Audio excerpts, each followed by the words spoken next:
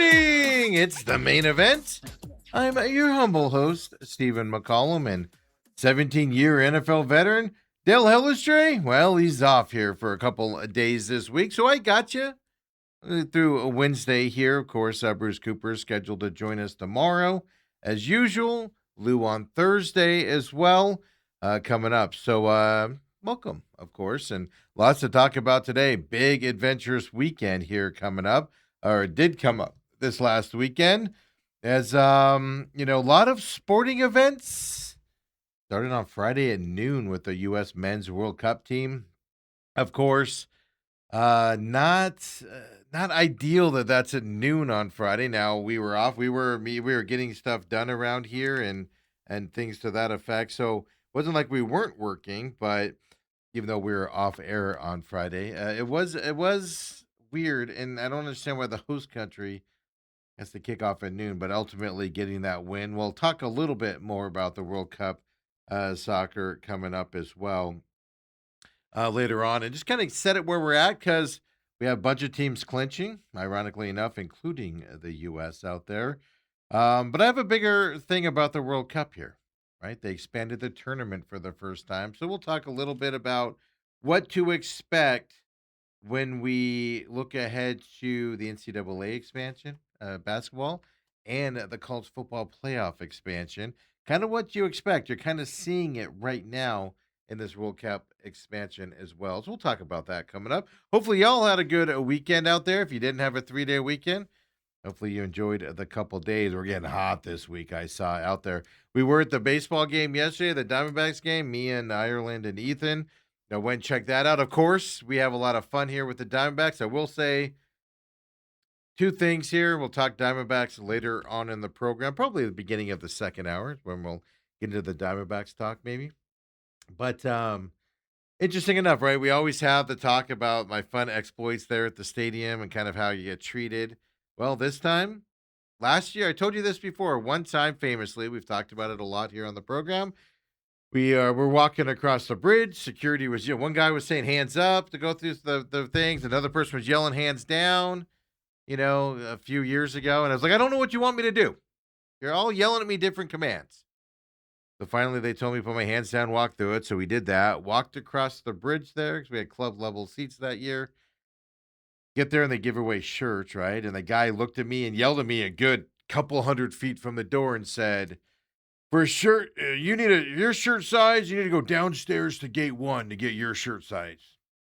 Just yells it for everybody to hear. I'm a big fat lard, and he doesn't have my size there. Yeah. So of course we've had fun with that over the years and stuff. Plus, several times we've been there. Right, food lines long. It takes forever to get the food. Things to that effect. I will say this. Get this out of the way at the top of the show. Our experience at the Diamondbacks game yesterday. Drum roll, please. Last year, of course, we walked in, and we walked by where they hand out the shirts, and the guy goes, hey, buddy, and just tossed me a shirt. As I was walking by him, tossed it to me, I caught it, and just kept walking. It was beautiful. It was a beautiful thing. Look, I have no inclination, even if I was, even back when I was in shape, and not a round shape, when I was in shape back then. I actually had muscles and stuff. So 10, 15 years ago. None of those shirts ever fit me. I don't care. They get them from places that they don't make them for big guys. Not just fat guys, but just big, tall guys anyway. They go down to like my rib cage. It's like, so I have no inclination that these shirts are going to fit me. Matter of fact, Ethan wears them. That's why we get them, right? Type of stuff. But yesterday, so we go through the security checkpoint. And we go to walk in, and I could see them behind the glass door. And there's a couple ladies in there, and they're both looking at me. And I'm just talking. I think I was talking to Ireland at the time, and we're just talking. And I could just see them, both looking at their shirts, like, what's the biggest size I got? We walk in. He hands me the shirt, says, Happy Father's Day. I said, thank you. Hands me the shirt. And she says something like quietly. And I looked at we walked off. And I looked at Ethan and goes, what'd she say? And he said, she said, which makes sense. Now that he said what she said, I kind of made sense, but that's what I heard, but I just couldn't hear her because she said it quietly. She said, exchange go to your right for the exchange," is what she had said, something to that effect. But she said it quietly. She didn't yell it when I was a couple hundred feet away, or anything to that effect. So good. Good customer service yesterday, at least walking into the stadium for your Arizona Diamondbacks yesterday. Look, I get it. I'm a big dude. No reason to embarrass me about it, right? And I don't expect your shirts to fit regardless. So that was good. Just hand me the shirt. We'll just keep on walking. Don't make it embarrassing. She said where to go exchange it if you wanted a bigger size. I don't care what size you got. It ain't going to fit me. They just don't fit over my shoulders and stuff, among other areas, but definitely around my shoulders and stuff. So that was good. It was positive from that Diamondbacks experience. No, I was afraid there was going to be long lines like there has been in the past. Mother's Day, for instance, struggled to get people into that stadium and long lines out there. We showed up about an hour before game time, noon first pitch yesterday. We showed up about an hour beforehand, no issues. Parked in that parking garage across the street, which is way too expensive to park across the street, but whatever. But hey, we pay it, right? It's our fault. We pay it. So we walked in, no problems. Rocked right in. Boom, boom, boom. Now we sat club level yesterday. I'm not telling you that because I'm bragging or anything like that. I just sat a little bit higher. They were actually cheaper seats than sitting down low. Cool. So we sit up on the club level. So we get up there and everything, and the food on, I don't know how it was on the regular side. Now, keep in mind, this is my first time at Diamondback Stadium this year as a fan. First time as a fan. Generally, we go on Father's Day, and that's our first time in there. We don't go to a ton of games as a fan. So I don't know how it is down below. But now they got all these stadiums are going to grab and go type foods, right? You grab the food out of the thing, like a cafeteria. You walk up and you just pay for it, bottled sodas, etc. I don't like that. I don't like that at all. I want to tell you that we want chicken fingers and fries. I want you to turn around and hand it to me. Why do we have to grab it from the eating display and stuff to that effect? Why? Why do we have to do that? Your $7.99 hot dog also was kind of So I will say this also. But I mean, other than that, experience was fine. There was no issues whatsoever. It was a fun time. Ethan put on the chat. I wasn't going to say anything, Ethan, but since you put on the chat, he said, "Don't forget, I made a fool of myself grabbing food." Here's the other thing about the grab and go window. Now, it wasn't just him. Ireland made a fool out of herself too, but I was guilty of this too.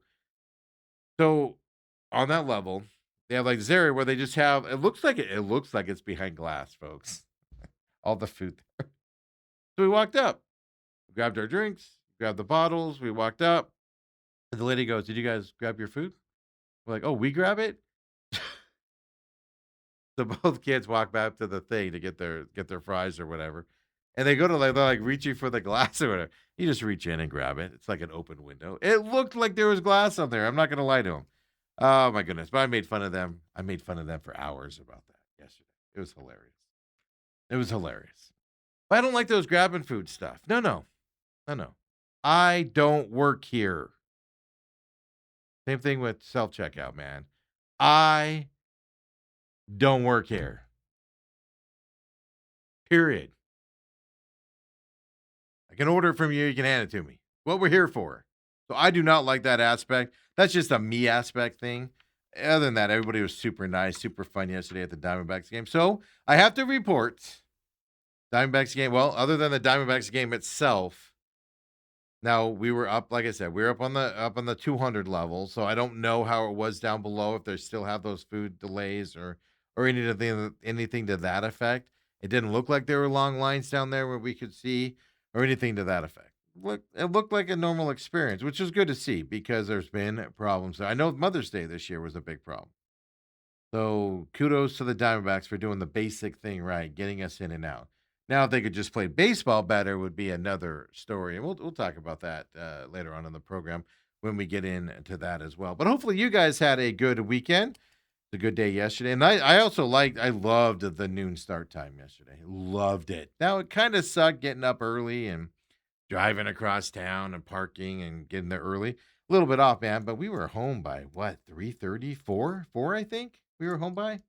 Oh, loved it. Loved it. When I know normally the game started at 1:20, but I remember looking at my watch at one time, it was like 2:30, 2:40. I was like, man, we'd only be in like the third inning right now, and we're sixth, seventh inning here. I'm like, oh, this is beautiful, beautiful start time yesterday for that.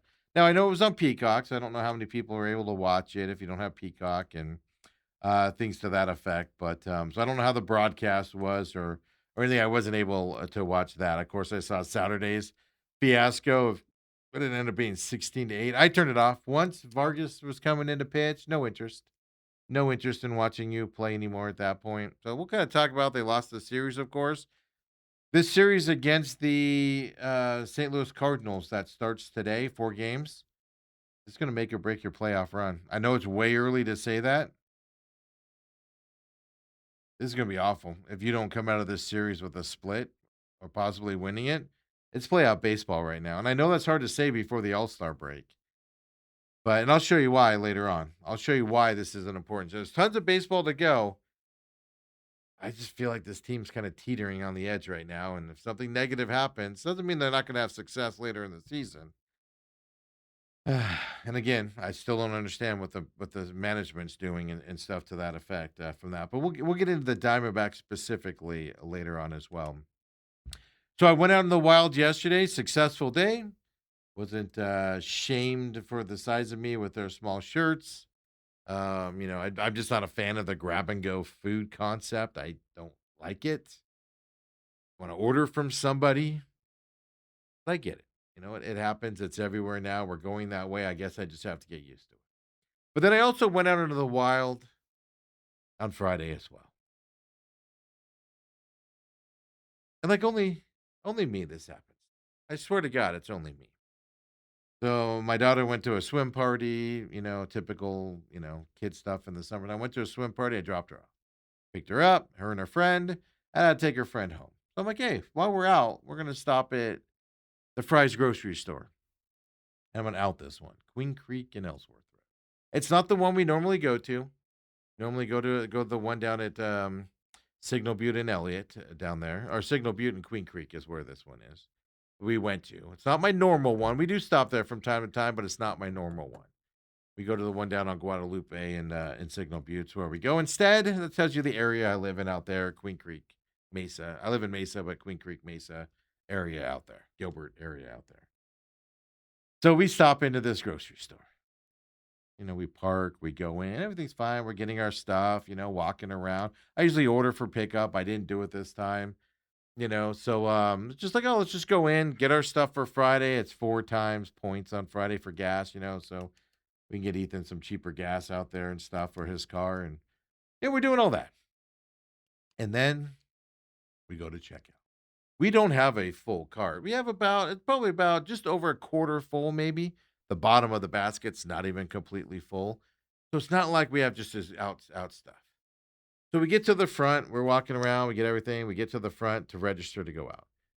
They have all the self-checkout lanes, and I will stand in a line, especially with groceries. Like bananas. I hate the bananas. The machine doesn't work right. You can't find it. Somebody's got to come over and help you. It's stupid. Again, I do not work there. So I will stand in a long line for them to ring out my groceries. I will just sit there and play on my phone and be wait patient. No problem. Not long lines though, but there's 2 lines. There's one line 16, I'm sorry, line 15 and line 12. We walk by 12 first, and 12's got 3 people in it. And all of their baskets are completely full. We walk over to 15 with the lights on. And it's just a dude with one of those mini carts, right? Those half quarter carts on top and bottom. But it's completely packed. Like, oh, we'll get in this line. We're standing in that line. We're talking. Hey, we're having fun, whatever. Actually, Ireland was dying. She got a massive sunburn. She put sunscreen on, but not on her back and stuff. So she was dying. Like you could see her just snowballing down in the grocery store. Shirt on her back, all that stuff. Major sunburn. So we're just standing there talking. We're there for 2, 3, 4 minutes talking. And I start noticing the cashier lady, while helping this guy scanning his stuff, kind of going like this, looking at me through the side of her eye while she's grabbing stuff and looking up at me. I don't even see it happen. And all of a sudden, I hear her say, Lane 12 will help you guys out. Right in the middle of our conversation, I look up, I see the lights now off, and I see her like side eyeing me. And now the guy that she's helping, who's putting stuff on there, like turns around and looks at me. And I'd say, oh, we're just turning the light on now while we're standing here for 3 to 4 minutes and the other line gets long. Okay. If that's what we're doing. So we walk over to 12. Nobody else had gotten in line yet. So we're still behind all the people with the big carts and everything. And we go back over there and we're in that line and put everything up. We're getting checked out. And, people are, I'll just put it this way, people are grumpy in this Fry's for some reason. It's just a vibe in there. Everybody. People stocking the shelves. Nobody's friendly. It's just that Fry's has always been that way. And that's fine, whatever. I don't need to talk to you. Whatever. Let's just move on with our lives and go.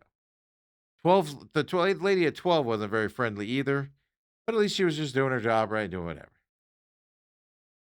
The gal bagging the groceries says something to me. I don't remember what it was, but it causes me to turn around.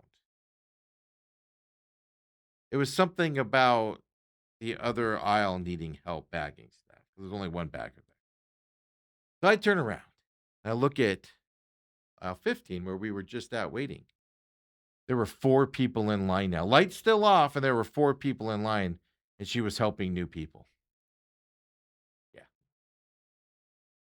So I just turn around and I look at Ireland and I go, oh, well, that's extremely rude. I go, what a joke. I actually said the F word. I go, what a effing joke this place is. So I just said it casually to Ireland, whatever. I just turn around. And the bad girl, who's like a teenager, right? However old she is, 16, 18, whatever. She looks at me and she goes, everything all right, sir? I go, everything's fine. Nothing to do with you guys, but thank you. And then the cashier says something, and I don't even hear what she says. I'm just like, dude, whatever. I got to get out of this place. Like, that's just that lady. That lady was so lazy in 15. She didn't want to help us because our cart was too full. She only wanted small carts. So I just turn around, and the cashier says, I don't even know what she says. But they could tell I'm like annoyed now. And I go, man, Alex, because it was Alex with 2 X's. It was an older lady.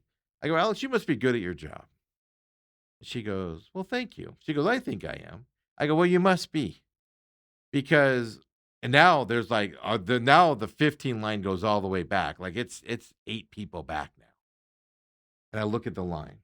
I go, you must be good at your job. She goes, oh, thank you. She goes, I think so. And I go, no, I'm being serious. I just wanted to compliment you. You're good at your job. You're getting us out of here and everything. I go, because the lady in 15 is so lazy. We were over there in that line and she told us to come over here. And now she's helping. She's got 4 people in her line again. Now she's helping people back there with smaller carts. So she doesn't want to do her job. And I just wanted to say, I appreciate you doing yours. She's like, well, thank you very much. And she hands me my receipt and we walk off. Now, I had to go to the bathroom. I literally, drank a lot of water and stuff. So I was like, I gotta go to the bathroom. I go, instead of fighting to go home and all that stuff, I'm just gonna run to the restroom here. Because the Fry's down by me has a big bathroom. This one only has one bathroom. So I walk up to it, folks. This is great. I walk up to it, and the guy's like coming out of it. The cleaning guy is coming out of it. And I go, oh, is there only one bathroom here? And he goes, yeah. He goes, I'm just about to mop it if you want to use it real quick. And I'm like, yeah, I just gotta go to the bathroom, man. Like, I'm not gonna make a mess or nothing. So he leaves and lets me go. So when I come out, wash my hands, come out, he's standing there like waiting for me. And I go, it's weird that there's only one bathroom here. I go, this is the newest Fry's in this area. It's weird that there's only one bathroom in here. I go, the older one has like two bathrooms down there, and they're like big. He's like, yep, it's what they do for me. But I'm like, now I got the janitor giving me a hard time about using the bathroom here, whatever. So as I'm walking out, I kid you not, one of the managers there goes, sir, can I help you? Because Ireland was standing by the exit. She goes, sir, can I help you find anything? Or And I go, no, I'm good. I go, but you know what? Since you're here talking to me, I go, let me tell you about what happened in here. So I tell her the story. And we look over. I look over while I'm talking to her. And I look over the self-checkout lane. And I look over and I go, she's got 3 more people in her line, and she's helping new people right now. Manager's like, did you check out? I go, oh no, we waited in 12 patiently and got through it, and everything. And then I go, look at the 12th line. Look how long that is right now. I go, I just wanted to let you know since you came up to talk to me. I wasn't going to tell you. And she goes, no, no, we need to solve this. I'm gonna go solve this. I'm like, okay, whatever. But only me, folks. She shunned me and looked at me and said, "You are not being helped by me, sir." Oh, she didn't say sir. She said 12 will get you. So, folks, I just want to say again, welcome to my world. Just little things like that. Only happens to me, I swear to God. Ireland's like, it's not you, Dad. It's not just you. And we walked out and I go, what's the moral of this lesson, Ireland? And she goes, don't go swimming without sunscreens. I go, well, that's the moral to your lesson with your sons. I looked at her at one point and I was like, you need Gatorade or something. Like you could just see her just that the sun being out in the sun and that sunburn and everything. But I said, no, Ireland. The moral of the story is we need to order our groceries ahead of time so we can just pick them up and not have to interact with people inside the store. So that was Friday. Started off that way. Diamondbacks was a good experience. And I'll be honest with you, first time the Diamondbacks were just a stellar experience, other than what was on the field. In terms of the stadium, first time that we've been there in a long time as fans. Keep in mind, there's a little bit of a difference when you're not a fan and you're there for other reasons. But as a fan, it was a good experience, man. Yesterday, it was fun. Take the baseball for what you will. I still found it enjoyable, even with the baseball. I don't understand some of Tori's decisions. We'll talk about that coming up. But even Friday, even Saturday night with that blowout, what are you doing? But it was a fun time yesterday. So that was my Friday, and that was my Sunday, folks. Saturday just kept to ourselves. Didn't do much. Hobby Lobby a couple times this weekend to get stuff, and I need new shoes. I don't have gigantor feet, folks. I wear size 11 and a half, 12s. And just the way they make shoes now. I went and tried on this pair, New Balance, because I'm old, right? Old guy. But they're just a black pair of New Balance. They look cool. I was like, oh, I can get these shoes. So I was like, let me get these shoes. 12s. I made those laces as wide as they could be. I'm stretching them out. You know how you do. My feet wouldn't slide into these things. I don't have giant feet. So I don't know what's going on. It's just like anything else. You have to be careful where you order clothes at now, because if it's made in China or someplace, the 2XLs are really mediums. Just got to be careful on all that stuff out there, right, folks? Just my PSA for you out there. And for those of you that are going to reach out and be like, "Well, Steve's complaining again." I'm not complaining. I'm just telling you kind of my fun experience that I had this weekend. I just don't. It's just amazing to me how one fry store is just so great. Even when they mess up, they're great. They're great. The one we normally go to. Then you just got this one just full of grumpy people all the time. I don't get it, man. It's weird how they can vary that much. But I don't know. Maybe the managers beat them on one location and don't beat them on the other. I don't know. Your morale is, I'm sorry, the beatings will continue until morale improves is kind of the questions you got to deal with out there. But appreciate you guys joining us out here. Of course, the main event, we're live on YouTube, TME Media AZ. We're on demand at YouTube as well as soon as we're done here at 10 o'clock. And of course, we're also on Rumble, rumble.com/user/TME Media. That's where the real matrix is. So we put all of our programming up on demand over there as well. I know we're in the middle of vacation time. I know a lot of people back to work today. Bosses probably slave driving you guys. Hey, if that's the case, you let me know. I'll give them a call as well. But it's fun to be here with you today as well. We appreciate you tuning in and saying hello as well. Don't forget, join in the chat on YouTube. We have our text line, 623-252-6670. You can even hit us up on Twitter as well, or X, right? TME Sports Show is where you can find us over there. For those of you that would like to chat in on X as well, whether you're watching us live, whether you're catching us on demand, whether you're listening to the free podcast system as well. Anytime you're watching, text in 623-252-6670. Hit us up on Twitter, whatever you'd like to do out there. So that was my weekend. How was yours? Of course, we got July 4th coming up. We're getting ready. Watch some NASCAR this weekend. Of course, over at the Coronado Naval Base. We'll talk about that on the pit stop coming up here on Wednesday.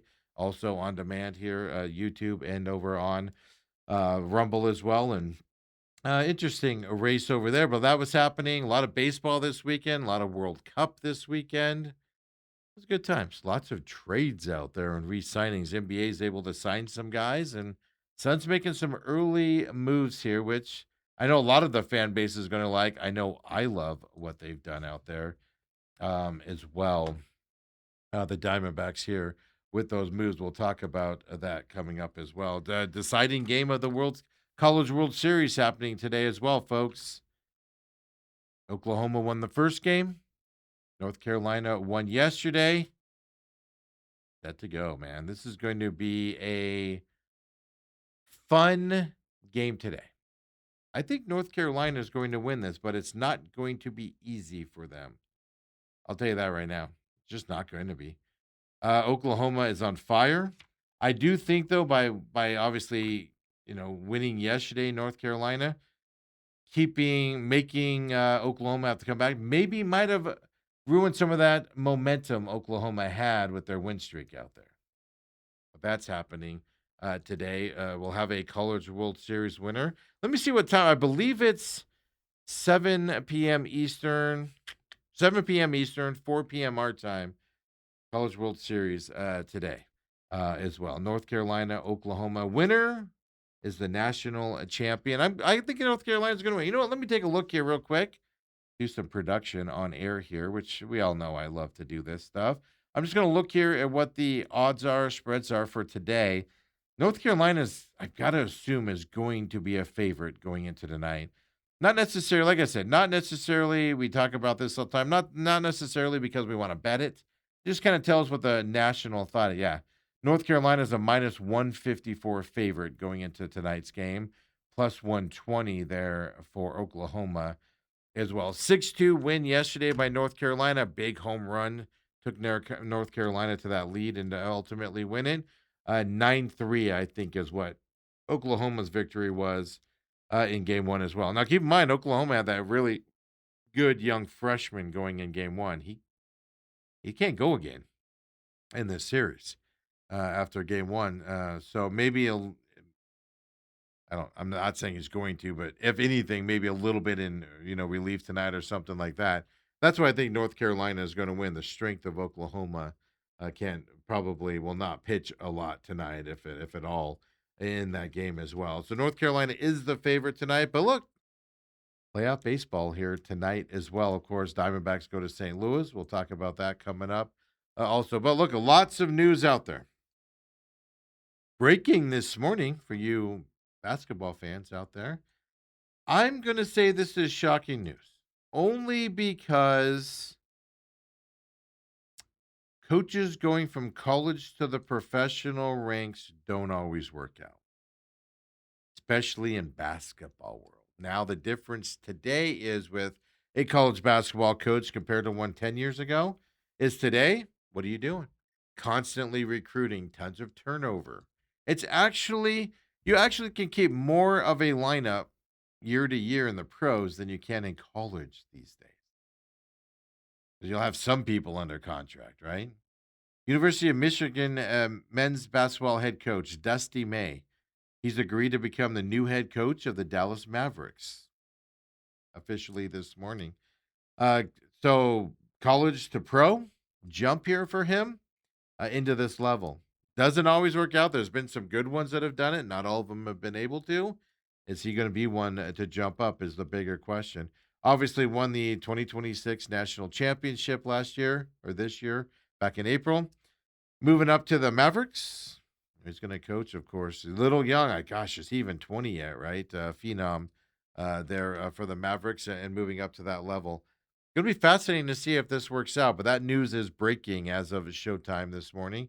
Dusty May moving up into the professional ranks as well.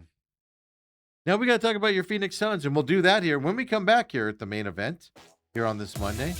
Get into your Phoenix Suns making 2 contract extensions. I know last week Dale was kind of up in arms about the numbers he was kind of speculating about or seeing speculated about for Colin Gillespie. But we have the number here as well. Not too terrible. $12 million a year, roughly. We'll talk about that. Jordan Goodwin as well. Suns trying to keep that core together, folks. Let's talk about it. Come on back to the main event.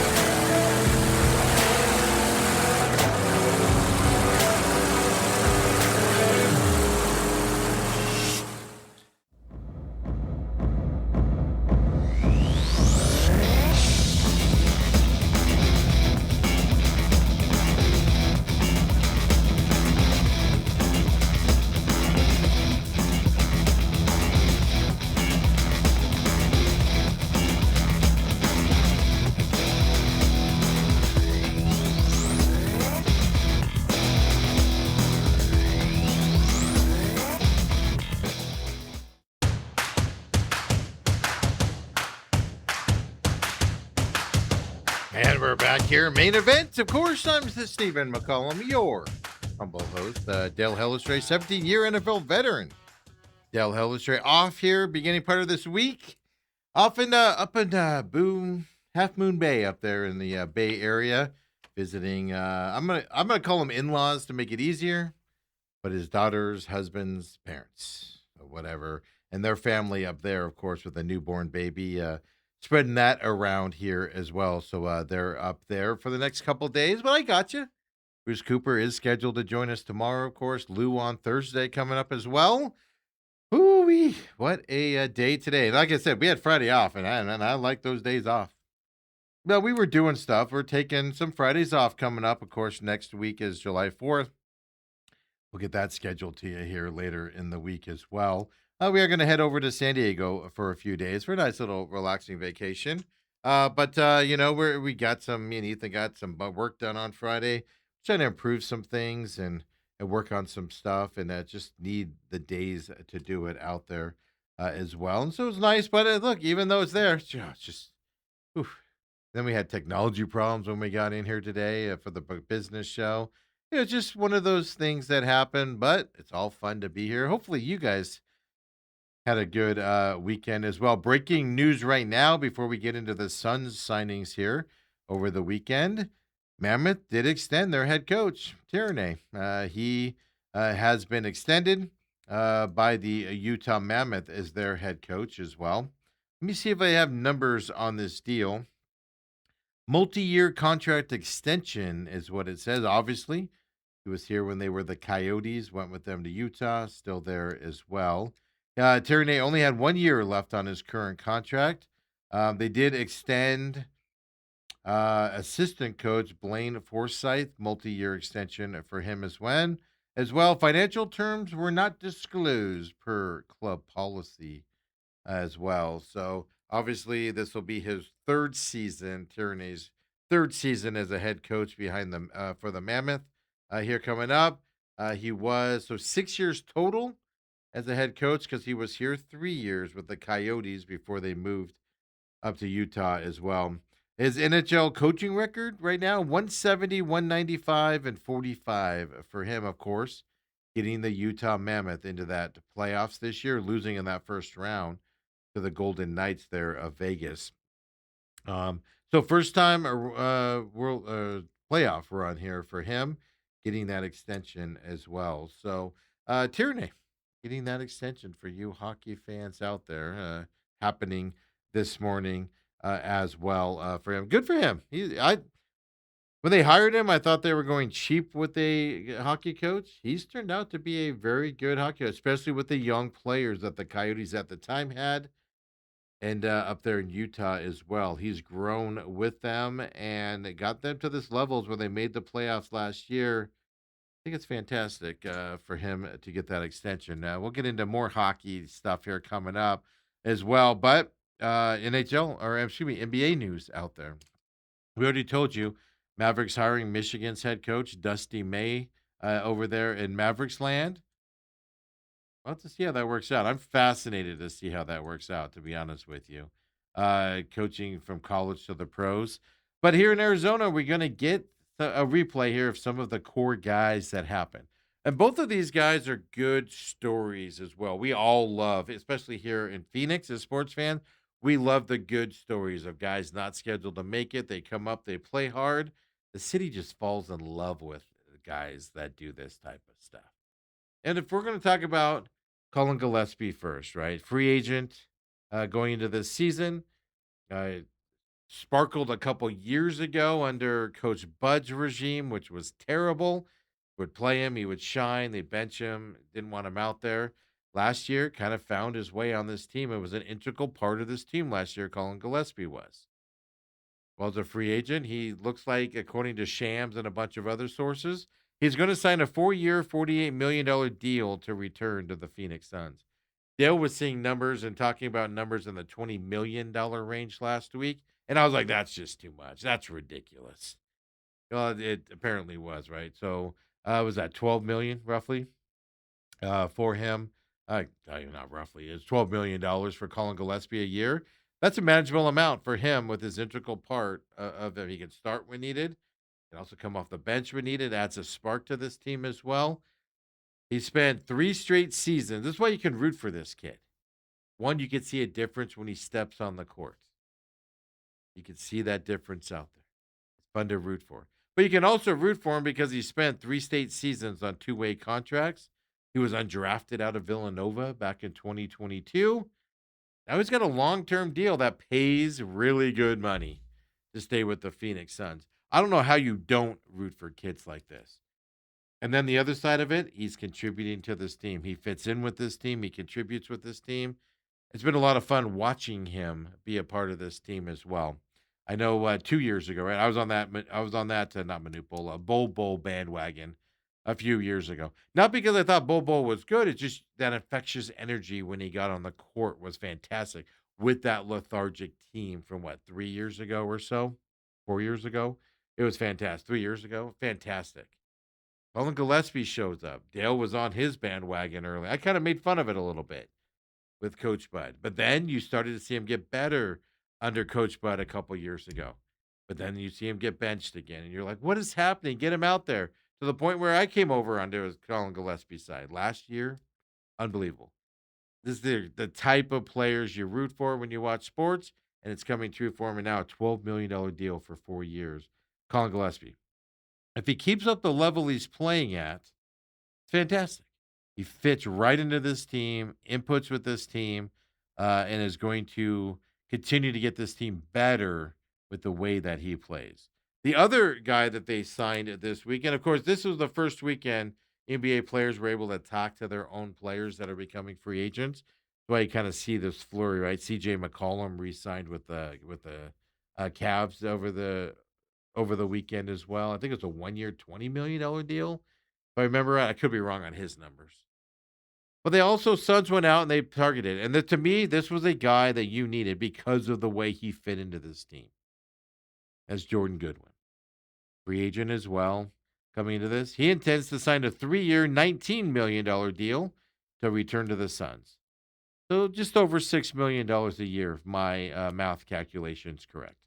I used 3 calculators to get that. I know it's not 3 million. I know there's decimal points after, but we're gonna say 3 million because we will still round here as well. He has a player option in that third season to either come back, obviously, or to move on and get contracts someplace else as well. Now, Goodwin's one of those guys you can root for as well. And then he just fit into this team with this toughness, right? Wore the mask to protect his face after taking some hits there and things. He made the Suns roster out of training camp. He had a non-guaranteed roster or contract going into last season when he came in here. He earned his spot on this team. He was a key reserve. He fit into the culture here and proved this team. So much so when he went out in the season, remember that? He went out with that hamstring, I believe it was. This team was a completely different team without him out there playing. Goodwin came in, culture fit. He had the team high 106 total steals last year. The Suns went out and re-signed two integral parts to their team: Colin Gillespie and Jordan Goodwin. One, I'm not surprised they re-signed him. You know the Suns wanted him back. The question was, would somebody else come in and make a move for him, etc. But also maybe there's some loyalty there, at least on their parts, going into these two players signing back here as well, because this is where team that took a chance on him, team that got him to that point, got him out there. I think this is fantastic for the culture of the Phoenix Suns. They have some other decisions, obviously, to make coming up here with some other guys. But to me, um, team friendly deals for the Suns. Two guys that fit into this culture, two guys that fit into this team. They're both kind of leaders, especially on Goodwin's side. When he went out of the game, it wasn't good for the Suns. They struggled a little bit with him gone. With Gillespie, you need him there to run that offense a little bit, to come in either whether spot start or come in afterwards. Team friendly deals, culture fits, fantastic moves by the Phoenix Suns getting these deals done. A lot of times on a team, it's not going out and getting Kevin Durant all the time. It's getting these types of players. Now the question mark is, right, Gillespie, I have no doubt, can continue on his trend, staying healthy. He's going to be okay and stay on this trend. Goodwin, right, though? He had such an unbelievable season last year. Tenacity, defense. Can he continue that? Is kind of what you have to question. I believe he can. I believe he can. Do I have doubt? I always have a little bit of doubt in these situations. Last year, nobody wanted him. They just signed him as a non-guaranteed guy. They were like, "Hey, come into camp, work out. Maybe somebody will pick you up when we discard you later on." And he earned a spot on this team. You can root for it. Can they keep it going? I think these are the two players, but it's not signing the big name guys all the time that are important. Signing these two guys, team friendly deals, you're not overpaying for them. These moves can set the core, can set the tone for your franchise more so than signing a big name guy a la Kevin Durant. I think these are fantastic moves by the Phoenix Suns with these signings over the weekend um, as well out there. So you're seeing a lot of breaking news around the NBA. Like I said, Hawks have signed Aaron Wiggins from the Thunder. You're going to see the Thunder move some of their guys, or at least let free agents go and stuff to that as well. So they traded. This is what's interesting. Atlanta has a $11 million trade exception that was created in the Luke Kennard trade in February. They're 9.1 million under the first apron hard cap. Atlanta is. So then they traded, of course, with Oklahoma City. Oklahoma City had a projected tax penalty of $213 million next year. The trade of Wiggins to Atlanta from Oklahoma City reduces the Oklahoma City tax penalty from $213 million to $152 million. That's a big savings there by unloading him as well. And keep in mind, the Thunder still have 2 draft picks coming up. The draft is tomorrow, by the way, the NBA draft. The Suns going to get into that first round and make a move is kind of the question you got to ask, right? But the Thunder do have 2 picks in the top 17. Um, I know it's number 17 they pick, and I believe it's draft number 12 is where they also pick. It's outside the top 10, but I wanna say it's 12. But it could be 11, might be 13, might be 14, but it's somewhere in that range. I'm gonna say 12 and 17 because I'm probably right with that. So they Thunder have those 2 picks already getting, Wiggins to Atlanta. 2 second-round picks um, is what the Oklahoma City are getting in that trade. So the cost savings for Oklahoma City are definitely happening right now as well. CJ McCollum, I'm sorry, what I say? I said it. I said at Cleveland earlier. CJ McCollum's with the Hawks. I said the wrong team. He stays with the Hawks on a 1 year, $21 million extension for CJ McCollum going forward as well. So you're starting to see that NBA news out there. Um, I do like what the Suns did though. This Suns are making all the right moves as we continue to go forward here in this offseason. Now, kind of like big trades, what we're talking about. Interesting enough, John Calipari's trending with Dusty May. Let's see here. Who's going to go to Michigan? Oh, that's the speculation now with Dusty May going to the Mavericks, going from college to the pros. The speculation is who's going to take that Michigan job, head coaching job coming up here. Yeah, People say Billy Donovan, Juwan Howard, Brad Calipari, Sharon Moore, and Nate Oates.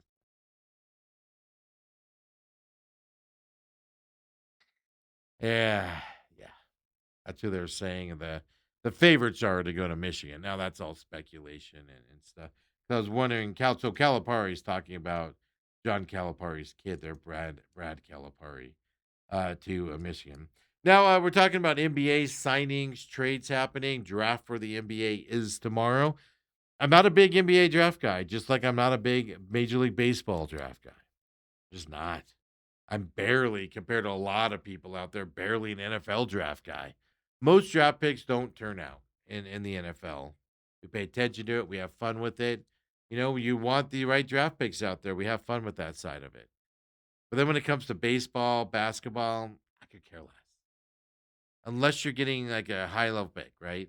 Like the Suns have the number 1 pick, take DeAndre Ayton, skip over Luca. How's that worked out? Right? You miss on these things a lot. So NBA drafts tomorrow. We'll pay attention to the Suns move at all. They don't have a first round pick. Do they move at all? Do they move back up?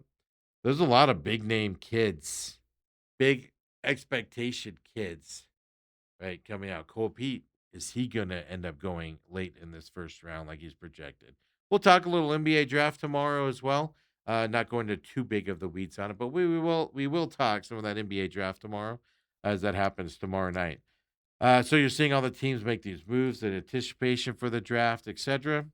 On the hockey side of things, this is fascinating to me. There's one team in the NHL that isn't even going to try to play hockey this year. They're just going to start beating people up. They're gonna beat you by literally pounding your face into the ice. We're talking about the Florida Panthers, folks. If you missed this news yesterday, the Florida Panthers traded for Brady Tkachuk. Well, you guys know this, right? One of the Tkachuk brothers as well. He's going to join his brother there in Florida Pantherland, Matthew Tkachuk. Just beat the snot out of everybody is what they're going to do. Moving forward. Senators. Now, from what I read, because at first I was like, man, Senators finally had a good season. Senators finally made the playoffs. They're moving in the right direction. And then I read that Brady Tkachuk flat out told them, I'm not re-signing with you when my contract's up. So, of course, that makes a team set up a trade. He did have a list of teams to trade him to. Obviously, he favored Florida in that deal where his brother plays right now and things. The Senators will receive 2 first-round picks in this year's draft, 2026 draft, as well as a future first and a second-round pick, according to ESPN, is what the uh, Ottawa will receive from Florida moving forward. Look, Florida needs to rebuild. They were old. They were tired. Won a few Stanley Cups. They definitely now Brady Kachuk, captain of that Ottawa team. He's a true leader out there, just like Matthew is. Both brothers playing there now. Put both these brothers on the second line for Florida. This is going to be a fantastic second line. And I say second line because that first line that Florida can put out there is even more amazing. It's going to be fun. Panthers are going to be fun to see going into this season, how they make this work. Now I have no doubt there won't be any chemistry issues because they're brothers. It's not like putting two superstars down there, two type because they're similar players. It's not going to be like that at all because um they're brothers. They know each other. Obviously, they've played with each other a long time, been around each other. They know each other's personalities. They like each other, reportedly. So good for them as well. Give for them to be able to play together as brothers. I think that's exciting. Now, Papa Kachuk and Mama Kachuk, of course, Keith and their mom there as well. Only have to travel to one place to see hockey instead of a couple as well. So the Panthers making a big move. This is a big trade, folks. I'm only half joking when I say they're just going to beat everybody up instead of playing hockey. I'm only half joking with that. They're both very skilled hockey players, and then they bring that toughness to them as well. We got to look at the Kraken signed McMahon to a 6-year, $34.5 million contract for them. Dickinson signs a 5-year contract with the Oilers. So you're seeing a lot of guys move. A couple, I think the Kraken traded somebody else to the Panthers as well. So Florida Panthers retooling after those Stanley Cup runs that they had where they won a few trophies last year, knocked out of the playoffs, older, tired, etc. Revamping this team there in Florida moving forward, and that's what the good teams do. Bad teams just sit there and wait for things to happen out there as well. When we come back, second hour, of course, we're going to talk Diamondbacks as well. Whole weekend on the Diamondbacks lost that series. We'll talk about that, but we still got World Cup to get you updated on. Golf, U.S. Open was this weekend. Kind of a snoozer of a tournament. The reason why the tournament got interesting is because of the hate for the guy that ended up winning it. Out there, we'll talk a little bit of Arizona Rattlers. Might be in trouble. And talk a little bit about that as well here today. Probably move a lot of that into tomorrow as well. And then Major League Baseball talk. We have some story clips. Jake McCarthy, of course, playing for Colorado right now, did something pretty spectacular in the first inning on Saturday against both teams of all people. I'll show you that coming up as well. So come on back. The main event.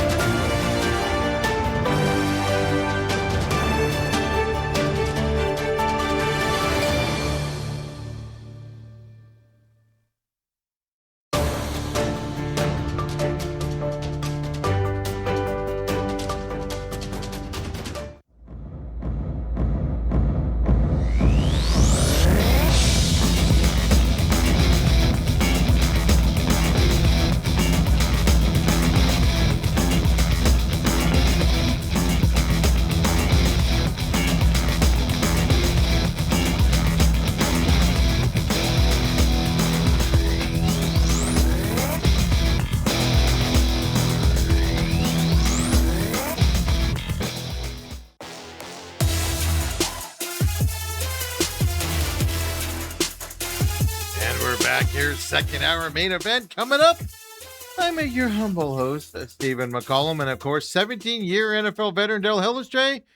He's off enjoying a family time up out in California and up in the San Francisco area, having some fun with his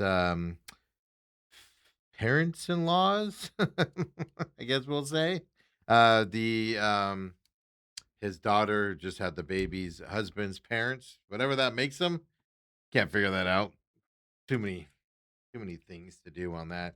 He'll be back later in the week as well. Of course, coming up here as we're baseball season underway and rocking and rolling right now through the summer months. Lots of good baseball out there.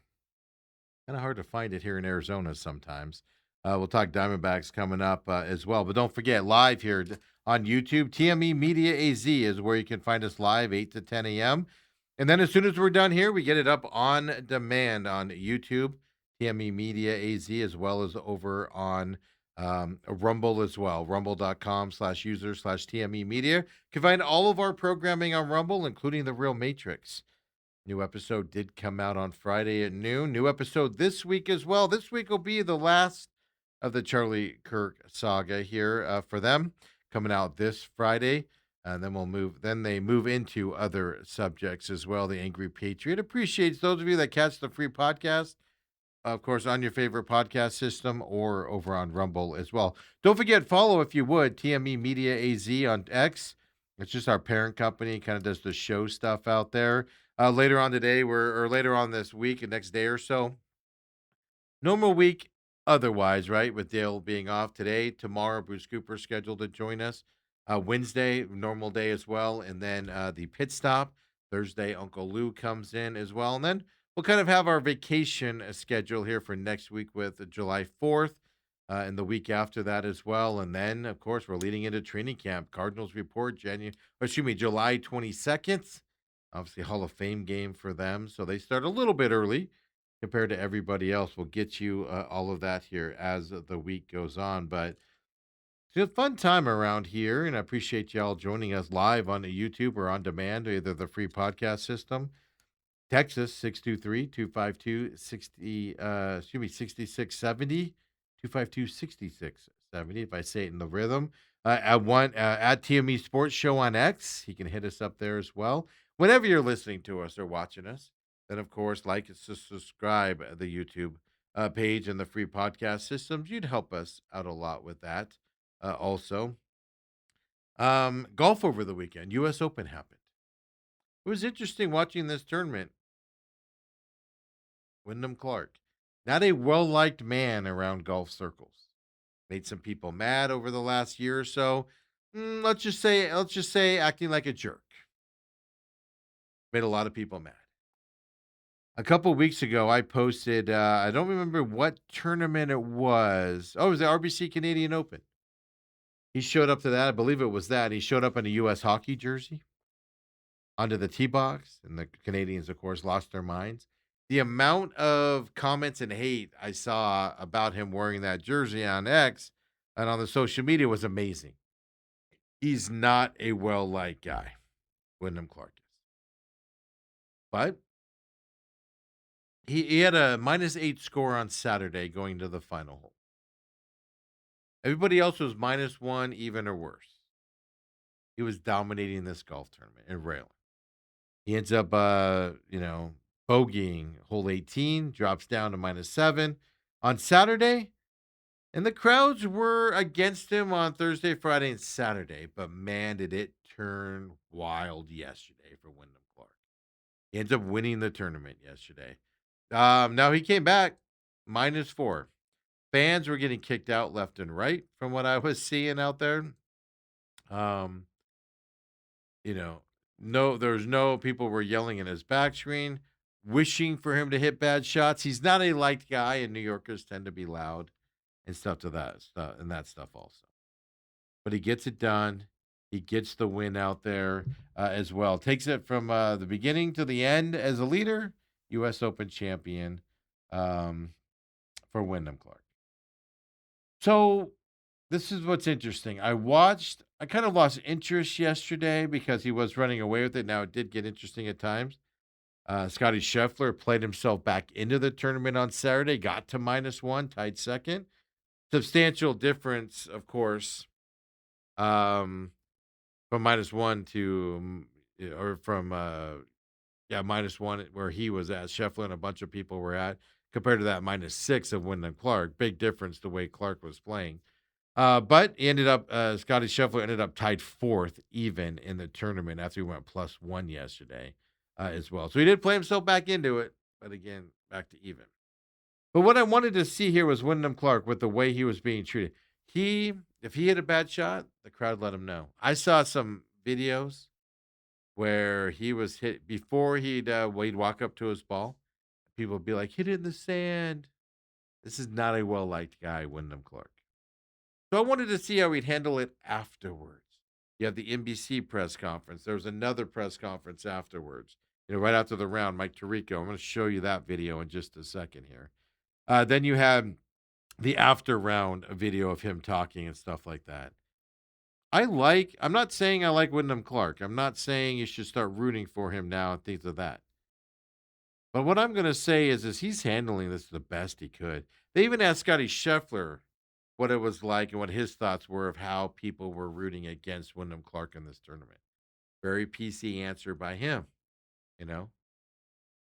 And he talked about how hey, fans are going to be against you at times. He talked about when he played over in Ireland, right? And it was Rory's, close to his hometown and stuff, and how the fans just hated Scotty Scheffler and went after him. He says you got to be able to play through that stuff. So I wanted to know what Wyndham Clark was going to do after the round yesterday. Is he going to be one of those golfers that kind of plays that villain role of I don't care what they say, I won this tournament, F you all? Is he going to be that guy? Would you be kind of contrite to where he's like, is he going to be kind of, he's happy he won, but he's not going to rub it in at all. Hopefully it changes, and he can get him fans back on his side.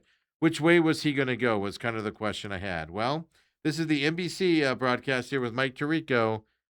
Here's Wyndham Clark after the round. Of course, a lot of folks were rooting for Scotty, trying to win the career Grand Slam. Where did you find the toughness and the focus, even though you didn't have the momentum behind you with a lot of the crowd cheers, to kind of still persevere and keep your focus and keep getting it done? Yeah, New York didn't really like me. I love you guys. But I get it.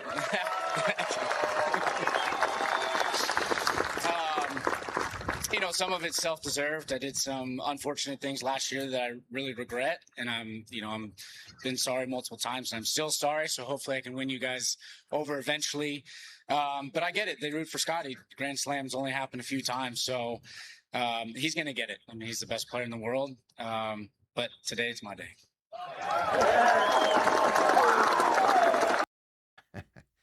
I think that's fantastic the way he's handling that.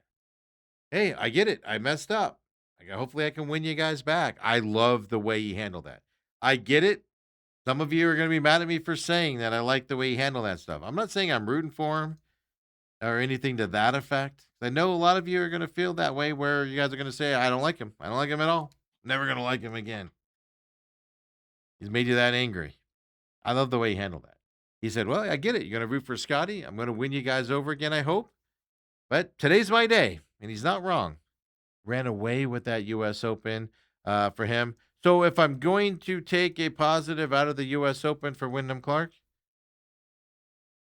he handled that. He handled it right. He handled the end of the tournament right. It would have been easy for him to lose his mind on the course. He had to keep it going. He struggled a little yesterday compared to the previous 3 days. The way he was being treated. I saw videos of people yelling in his back screen, being escorted out, people yelling unkind things to him, as New Yorkers will tend to do at times. And he has to keep his concentration and keep going. You got to give him credit for that in this dominating win that he ended up having. For the whole weekend as a whole, I'm going to call it a dominating win. And then just that press conference there, it would have been easy to show up and be like, yeah, talk some more smack because I won, and flip the bird and, yell at everybody and call them names. He didn't do it. He said he wants to win you guys all over again. Fantastic. I just like that a lot. I don't know if he's going to be able to. I wish him luck. But good for him. So U.S. Open's in the bag as well. So there we go. Golf majors. We talked earlier with Dale, like where there's all these new time winners on the PGA Tour. all over the place. But then on the majors, what you expect to see the cream to rise to the top, the better people. Live golf players had terrible weekends at the U.S. Open. Terrible weekends at the U.S. Open. Yeah, oof, they were nasty. But I find it fascinating here that some of these majors we're starting to go back into, I'm going to say, domination mode, or people winning by a bunch of strokes on these hard courses. That course was very difficult. Wyndham Clark barely struggled on it. He was hitting shots that I couldn't believe on Saturday when I was watching it. It was amazing to watch him go through that. So I get it. I get the hate. I understand the hate. I'm kind of with you on the hate of Wyndham Clark. But at the same time, I like the way he handled the after effects with that meeting as well for him.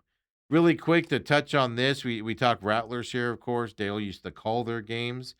We go out there. Me and Autumn go out there. We cover it for our show. We cover it for our media company and everything to that effect. And they went down to Tucson Sugar Skulls on Saturday night. Of course, just coming off that loss to Fisher's Freight by 1 point. Now, Tucson does not have a good schedule or a good record. Their record has gotten better. And by not good, I mean they weren't a good team 3 weeks ago. They made about half of a roster change for them, literally in the middle of the season, and now they're winning. We'll get to the standings here in a minute. But the Arizona Rattlers went down to Tucson Arena on Saturday night and lost the game 35-28. The Rattlers, Drew Powell started this game. There's something wrong with this offense. It is not. 7-5 Rattlers now. Think they're going to make the playoffs. We'll talk about that in a minute. They're not going to have a home game in the playoffs if they make it the way they're playing. Rattlers were up 14-0 in the first. Tucson came back and scored 10 in the second. Rattlers nothing in the second. For an arena football, for an indoor football league team to score 0 points in a quarter, it's almost impossible to do that. Very hard. Tucson scored 0 in the first. Arizona scored 0 in the second. 14-10 halftime lead for the Rattlers. All they could muster was a touchdown in the third and a touchdown in the fourth, the Rattlers. Tucson scored 10 in the third, 15 in the fourth. 35-28 victory for the Tucson Sugar Skulls Saturday night down there as well. I have no inclination that the East in the IFL is better than the West in the IFL this year. With the exception could be Vegas. By the way, Vegas has lost twice to Tucson now. Also, Vegas has. So it is fascinating. Tucson Sugar Skulls changes have changed the way this team is looked at and stuff. But what's going on with the Arizona Rattlers? 35-28. Loss down there for them. I'm pulling up really quick here. Give me just a moment here to find my thing, my ish, tab here. It's not loading up. They are not up here.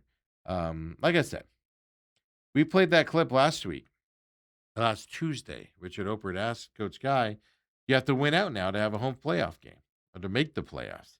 He said, no, for a home playoff game, we might need a win out. That was after losing to Fisher's Freight after their bye week and stuff to that effect. Now, they go down and they lose. The Tucson? Now, like I said, Tucson is completely redone their roster, and they've improved it. Got to give them credit for what they've done as well in order to make those moves and get there. Now, this weekend, the Rattlers play at home in Glendale, New Mexico Chupacabras, who've made some changes as well, but they're still not the best teams out there. But the way this Rattlers offense is playing is alarming, to be honest. Just to show you kind of the difference in the scoring here. The Rattlers right now are 6th in the league in scoring points per game, 48 points per game. They just scored 28 in Tucson. They're 6th in the league. They still have a game, so they got New Mexico this weekend, which is a beatable team, but Tucson should have been as well. Then next Monday, the Monday after July 4th, so July 6th in San Diego, which San Diego's probably a better team than Arizona. They beat them the first game of the year, but they go to San Diego. You better get a win this weekend because San Diego is going to be a dogfight there against the Strike Force. And then just a couple games left after that coming up. You need to figure this out quickly if you're going to, of course, get to the playoffs just in general, and or get to get a home playoff game, because that's a big deal to these leagues and these owners. To get a home playoff game it means more seats being sold, um, more concessions being sold, and things like that. Plus, the Rattlers just don't miss the playoffs at all. Not saying they're going to. They're 7-5 right now, losing to Tucson over the weekend. They're 6-3 in their conference. They're 5-1 at home. Their struggles. They just lost to Fisher's Freight at home last week by 1 point. But they're 1-3 on the road. They're 1-1 on the neutral field. That's that New Jersey one where they beat New Mexico and New Jersey and then lost to Vegas as well. The big game coming up against the New Mexico Chupacabras. Because after that, folks, San Diego Strike Force, July 6th, over there in San Diego. Then they got to play Tucson again on the 11th. And that'll be at home, Desert Diamond on July 11th. And then they go to San Antonio Gunslingers on the 19th. And then that's the end of their season. So what is that? 1, 2, 3, 4 games remaining officially in the season. Huh. I don't know. I don't like this. I don't like to sweat this much. But there's something off with this offense. This offense can move the ball and is explosive. They just get shut down. Is it a timing issue? What is it? What is it with this offense that is not hitting right now? They made quarterback changes. They made other changes out there. It's interesting. I'm just pulling up here really quick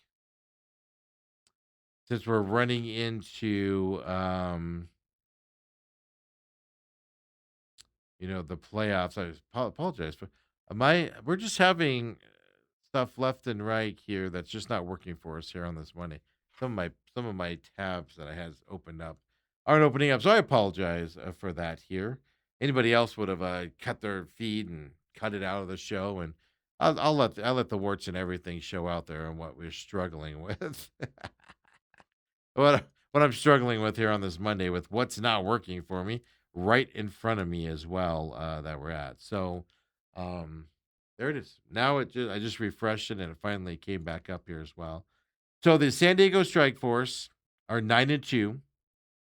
They've only played 11 games. Everybody else has played 12 in the Western Conference. Them and the Vegas Nighthawks have both clinched a playoff berth there. Now, Arizona Rattlers are still in the third place. Top 4 make the playoffs. I believe they're going to make the playoffs. New Mexico's 2-10. You should be able to beat them this weekend. Then you go to San Diego. Is San Diego going to play hard, right? They've already clinched. Now they're going for that home field advantage, so probably. Right? Then you come back and you've got Tucson again. Tucson's 6-6 now. 4th spot here in that conference. You lose to them again in a couple weeks, depending what happens in San Diego, you could be in that 4th spot easy. Then you got San Antonio to end the season. You beat San Antonio, you'll probably keep them out of the playoffs. So they're probably going to make the playoffs, but they're going to be on the road, which is fine. They don't play well on the road, though. They're 1-3 on the road, 1-1 in neutral field. Home games is where the Rattlers come in. Now, of course, last year in the playoffs, they didn't win. in the first round of the playoffs. So I apologize for the delay there getting it set up, but San Diego and Vegas both clinched playoff berths. Rattlers 7-5 in that third spot right now. They're not going to get a home playoff game unless San Diego and or Vegas fall apart. San Diego does play Vegas a couple times here coming up, though. So Vegas can win both of those. Yeah, that push you up. That'll be the question going forward. But it is amazing to see. But at home in Glendale this weekend, come catch the game, would you? Be a fun time. Fun games. New Mexico. They should beat New Mexico. If they don't beat New Mexico, oh, Lordy. It's going to be a nightmare. 6 p.m. on Saturday night for your Arizona Rattlers as well. World Cup soccer before we get into the baseball time. U.S. played on Friday. Ends up 2-0. Hey, this game is easy when you can get the other team to score own goals. The U.S. got Paraguay to score an own goal in their first game. They got Australia to score the first goal in that game. Yeah, this game's a lot easier when you can get your opponent to score goals for you. Now, they ended up taking a 2-0 lead, and then the halftime. You knew Australia was going to be physical. Everybody knew it going into it, the way they play. They call them the rugbies. They say they play rugby for a reason. The U.S., I didn't like to see some of the retaliation. You saw some unnecessary yellow cards as U.S. players were retaliating. U.S. went onto its heels. The first game against Paraguay was the best I've ever seen a U.S. men's team ever play in my life. This game, they played really well in the first half. You knew they were going to go into a defensive mode in the second half, and they did. They left a lot of opportunities for Australia to score. They were not able to put it in and take advantage of it. But you escape with a 2-0 lead. You take the lead in the deal, and then it came down to the Turkey, as they're calling them. I call them Turkey still. It came up to that in the Paraguay game on Friday night. Well, Paraguay ends up winning that game over Turkey. Turkey is now eliminated. They have one more game against the U.S. coming up, but they're officially eliminated from the bracket. They will not advance. Paraguay's still fighting for that third spot. That's still out. The top 8 third-place teams advance coming up. So it's still got something to play for against Australia, and Australia obviously has something to play for as well. But the U.S. officially has won Group D, folks. Fantastic. Fantastic for them. Now, the other interesting thing around this tournament, they play again this week against Turkey. Like I said, if anybody has a yellow card, sit them. Play some reserves this game. Play to win, but use it as a practice. Stay sharp out there. It's what you want to do. Because this game means nothing. You're advancing. Obviously, you don't want anybody to get hurt, but you don't need to lose anybody because they get a second yellow and they get kicked out of the next game with that red. You don't want that to happen to one of your stars. So if there's anybody questionable, then sit them this game. But go out there, glorified practice against Turkey, and see what you can do. We'll talk about that as it comes closer coming up here. Then you're moving into the elimination round. You're seeing a lot of scores. Well, first, let's do this. Today, you got New Zealand. Oh, that was last night, excuse me. There is something happening around my computer right now, or it just does not want to work right, folks. So I do apologize for all of this happening out there. I'll get you today's games in just a minute, maybe. The FIFA World Cup, here's the deal. Group A, Mexico leads that one with 6 points over South Korea has 3. Chechnya and South Africa both have 1 as well that you're looking at. Group B, Canada and Switzerland both have 4 points in that one. A win and a draw for them. Bosnia and Herzegovina, I can never say that. 1 point for them, and Qatar 1 point for them. So Canada and Switzerland in control here in Group B. Group C, well, that's Brazil and Morocco. Morocco was a surprise in the last World Cup. You shouldn't be surprised that they're competitive in this World Cup. Does that mean they're going to go far and win? No.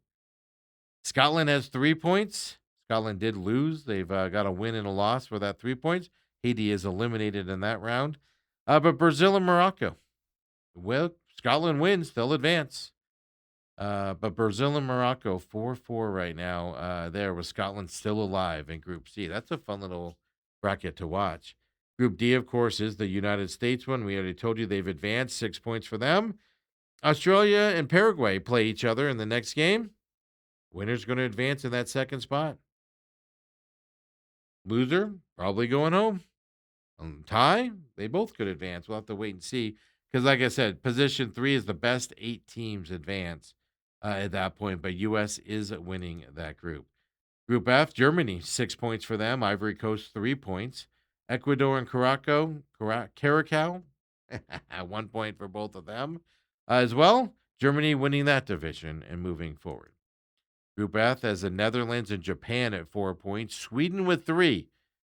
Tunisia, well, hope they enjoyed their experience. 1 game left for them. But they've been eliminated. Or they've been eliminated, yes. So Netherlands, Japan, and Sweden, fun little brackets for them to be watching. Who's going to advance out of that? Group G, Egypt, 4 points, winning that division or winning that group. Probably going to win that group. Belgium, Iran, 2 points. New Zealand, 1 point for them. I'm actually surprised by this rate. This group. Thought Belgium would have a better showing. Thought New Zealand would have a better showing. Kind of surprised by that, but Iran's complaining about having to travel and their travel restraints, and they're blaming their draws on that and how tired they are and stuff. I get it, but everybody else can travel a couple days in advance, but they're going from Tijuana to LA. Come on. I get it, but still. You're going from Tijuana to LA. You're going to basically San Diego to LA. To SoFi. It'd be one thing if you were Tijuana to New Jersey. Be one thing. Group H, Spain, 4 points. Uruguay, 2 points. Cape Verde, by the way, gets their 2 points here as well. 2 draws for them. They got a fantastic goal the other day, that small nation. Saudi Arabia, only the 1 point for them as well. Who's going to get out of this one? Spain's going to advance. They're a favorite in this World Cup. But Uruguay or Cape Verde?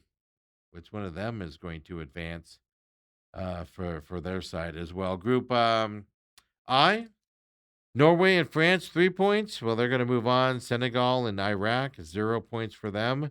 Norway and France will move on. Of course, I believe they might be the group playing today. They are playing today for Group I. They play today for their second one. So we'll have to see.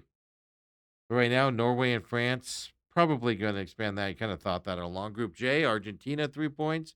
Austria, 3 points. Jordan and Algeria, 0-0. I do think Argentina and Austria will move on in this one, but we'll have to wait and see. They play tomorrow. Group K right now, Colombia is leading that one with 3. The Congo, Portugal, tied with 1 point. Uzbekistan is 0 now as well. Is Portugal going to be able to advance out of this round is the question. They looked in all sorts of disarray against the Congo the other day. They allowed a late goal by the Congo to tie that game as well. Portugal, got to wake up a little bit with one of the best players in the world in his final World Cup, most likely. Then you got Group L. That's England has 3 points, Ghana 3 points, Panama and Croatia 0.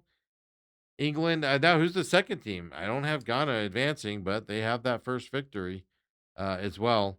We'll have to see who does advance out of that one as well. So just get you updated on the World Cup. A ton of fun out there and everything as well. So what's today? The 22nd, right?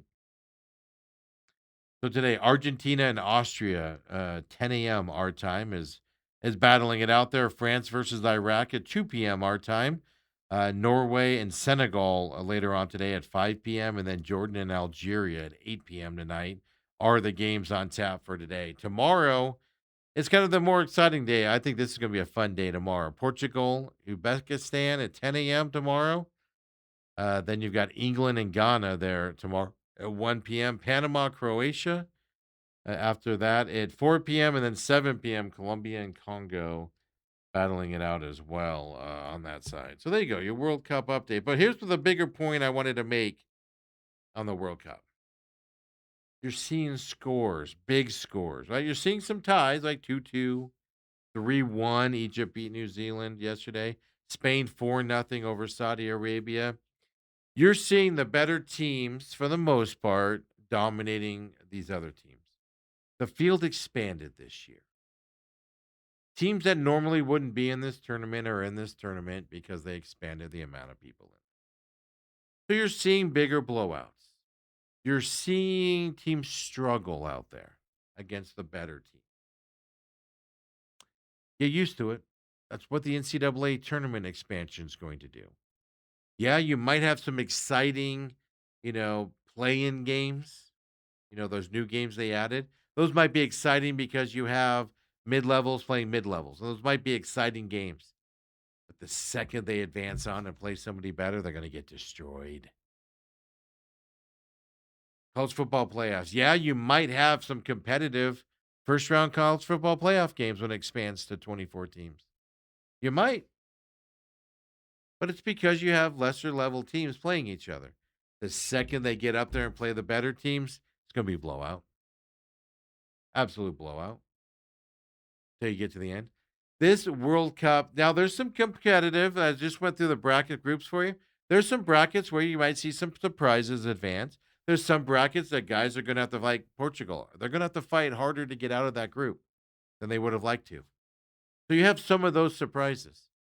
But overall, this tournament isn't going to be fully watchable. Like, for instance, Camp Verde, right, in Uruguay, 2-2. They're not going anywhere after this round. So that was an exciting game, 2-2, I guess you could say. But it's two lesser tier teams that aren't going anywhere.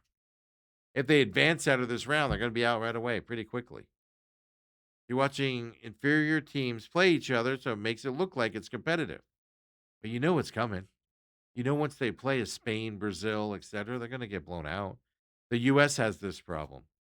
Yeah, they look great against Paraguay. That's who they play. Yeah, Paraguay. I get the Guays confused. They played Paraguay and looked great. Looked the best they've ever played. Played Australia, a competitive team, probably equal to the U.S., and they won that game. They're going to beat Turkey, or they should beat Turkey coming up. It depends what they do with the roster, etc. It's not a game they need to win, so who knows what's going to happen. But if you've been watching this tournament, is the U.S. on par with Brazil? Is the U.S. on par with Spain? Are they even on par with England at this point? I see the deficiencies here between them. So these expanded tournaments give you a false sense of um, comfort, let's say? A false sense of comfort? To where you're going, man, the U.S. looks so good. I saw all weekend long, can the U.S. have a chance to win this? Some people are like, oh, absolutely, the way they're playing. They don't, folks. They just don't. They are not in the Brazil, the England, the France levels. They're not. There's a tier difference. That's what you're going to get when we get to the NCAA tournament. That's what we're going to get when we get to expanded playoff mode. You're going to have a team come in. You're going to have a team try to dominate. They'll look good in their first round game against somebody.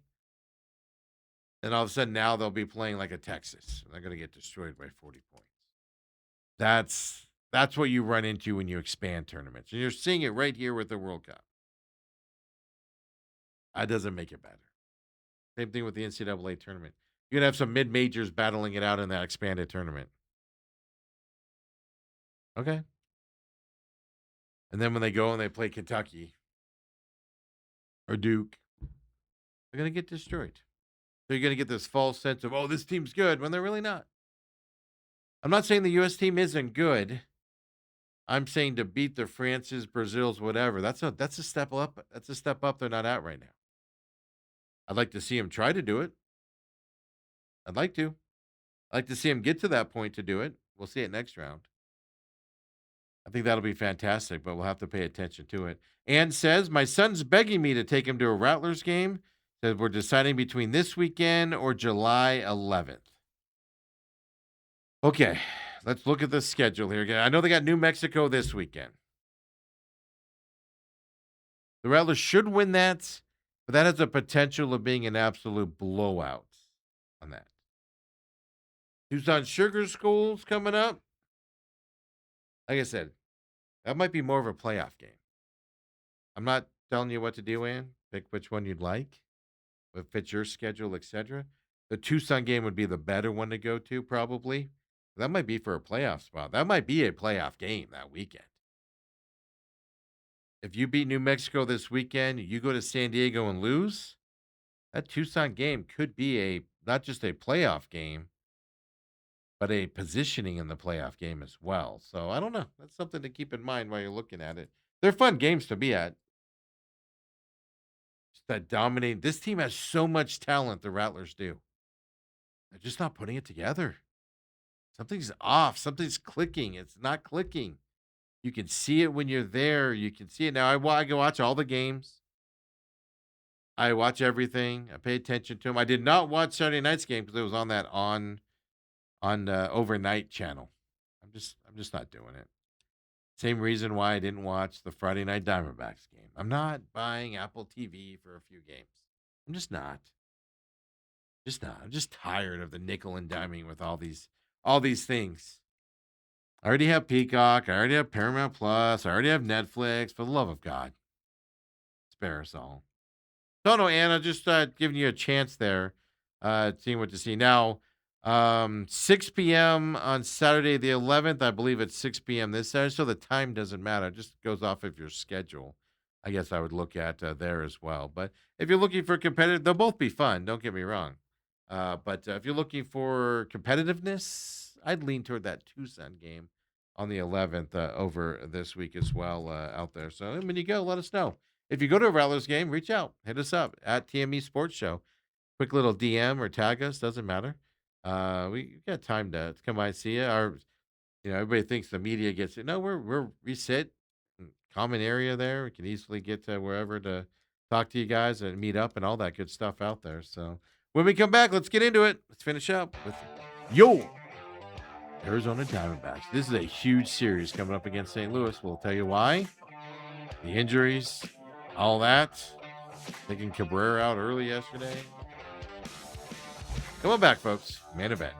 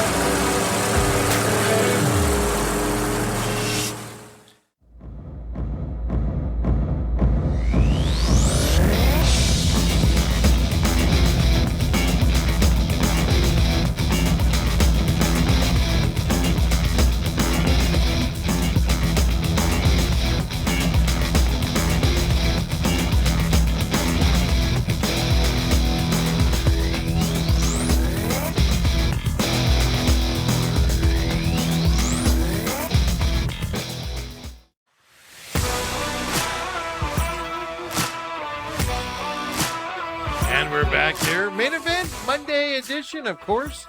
I'm your humble host, Stephen McCollum, 17-year NFL veteran Dale Hellestrae, off for the next few days, off in California, enjoying a time with his family and family-in-law with a new baby running around. So they'll be back later on. Of course, vacation season right now. Sports tend to slow down this time of year. Everybody takes those vacations. We got one coming up for the July 4th holiday. We'll get you that schedule coming up later in the week as well. If you missed the news earlier, Dustin May leaving Michigan as their men's basketball head coach and going to the Dallas Mavericks. The Utah Mammoth did extend Torney. Their coach, of course, was here when they were known as the Coyotes for 3 years and been up there, got them into the playoffs this year, and ultimately lost to the Vegas Knights there in the first round. He gets a multi-year extension. We don't know the terms on it yet as well, but those big announcements are out there. Excuse me, I got to sneeze here as well. Don't forget, we're on live on YouTube, TME Media AZ. If you can catch us live, we'd appreciate it out there. Join us on the chat like Ann did. And she says, thanks, Steve. The game against Tucson was the one he was looking at. Well, there you go. That makes the decision easy, doesn't it? Going forward. Now that I've hyped that game up as that could be a playoff seeding and a playoff atmosphere, it's probably going to be a dud, right? It's usually how it happens.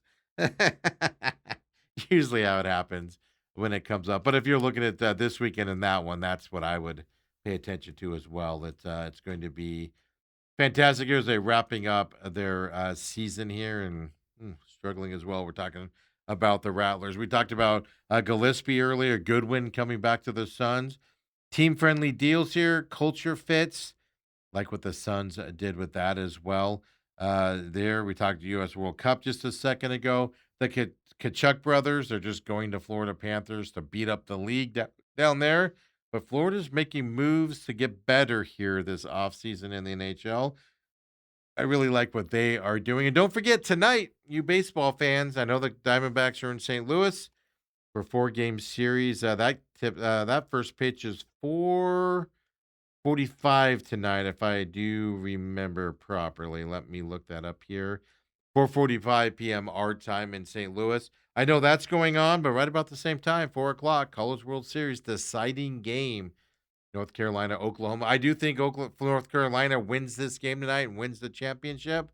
Again, the Oklahoma pitcher that went on Saturday, well, probably not pitching for very long if he does get in the game at all today, which he isn't.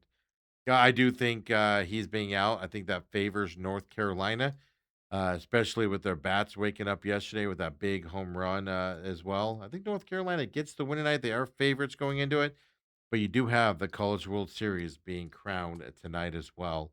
There in Omaha as well. Now, Diamondbacks, folks. Yeah.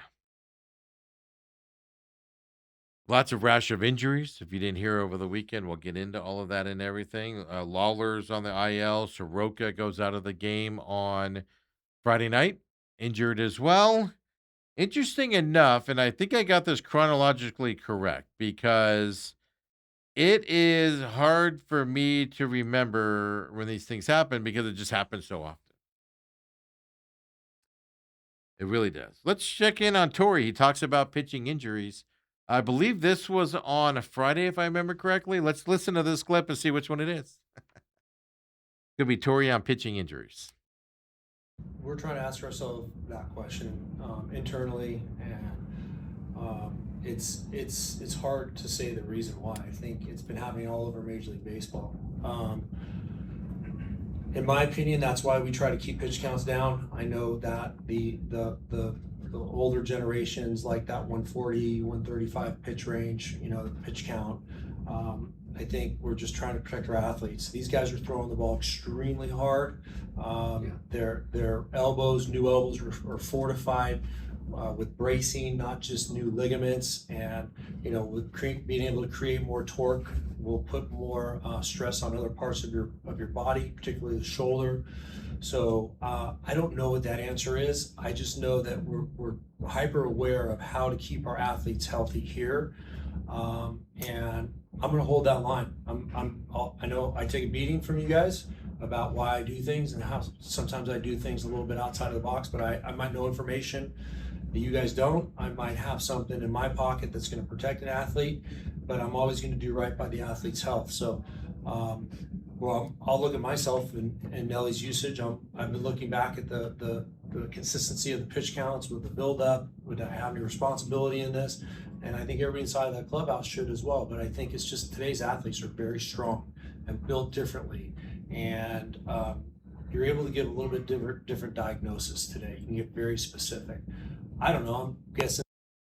He keeps saying, I get so angry with it. He keeps saying, we got to protect our athletes. We got to watch their pitch counts, whatever. And they're still getting hurt. They're still getting hurt. How are you protecting them? Keep this conversation in mind when we get to Cabrera yesterday. What are you doing? You're trying to protect them? You know something we don't know? We all know the same thing. You're protecting them from their pitch counts. You're taking them out early. You're watching the pitch counts. You're watching this. And they're all getting hurt anyway. Why don't we try the thing that's worked for 100 years? Have them go a little bit longer and stretch out. Have them pitch into the 6th inning instead of taking them out in the 5th. There's an idea. Maybe that'll work better. When you're constantly managing because of the fear of injury. We talk about this in football a lot. Right? Guys don't play in the preseason. Guys don't practice right. Boom, first week of the season, half of the stars of the league are out with knee injuries and stuff for the year. I know I'm exaggerating on the half amount. He keeps saying this is what we're doing. We're protecting the players. I know more than you. Well, here's what we know. You're protecting the players left and right, and the players are still getting hurt. Continuously getting hurt. That's what we know. What are you protecting them from? Because they're getting hurt still. You're not doing a good job of protecting them because they're still getting hurt. It's a style that doesn't look like it's working. Yes, other teams have injuries. Yes, other teams have bigger injuries than the Diamondbacks, but a lot of them don't. A lot of them are letting their pitchers go 6-7 innings with no problem. Taking a guy out yesterday, and we'll talk about this some more in depth, taking a guy out yesterday that's at 66 pitches, and when he's been a starter in Reno all year, and he's used to throwing 80 pitches, and you take him out at 60, how does that help? How does that help him? Ray Jamison had an arm problem because you kept yin and yanging him from bullpen to out there, and he ended up blowing out his arm. That's not protecting your players. What are you protecting him from? Because it looks like you're leading him straight into injury with that philosophy. It drives me nuts. And when he keeps saying, I might know more than you do behind the scenes, you do, and you're still having problems. I don't get it. Just sit back and watch it. Sit back and honestly do it. And I know a lot of you are Torey Lovello fans, and you'll ride or die him to death. I'd prefer him not, to get him there. But you can't. What are you protecting him from? They're still getting hurt. Drives me nuts. Here's Torey on Lawler and Soroka's injuries that happened on Friday nights. They're now in the IL. Of Lawler and Soroka, and just unfortunate news. I know you guys got the information, you got the diagnosis. MRIs confirmed that there was something that was going on in there, and they're going to have to just step away and rest up. It's going to be in weeks and not days. Hopeful for the fastest return possible. I know you guys like timelines. We're hoping it's going to happen before the 4 to 6 week period of time that everybody seems to be thrown at me. But I'll keep you guys updated on their progression. I thought we were protecting these guys.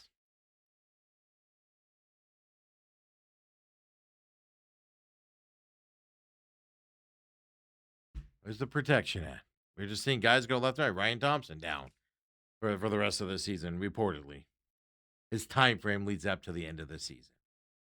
I thought we were protecting these guys.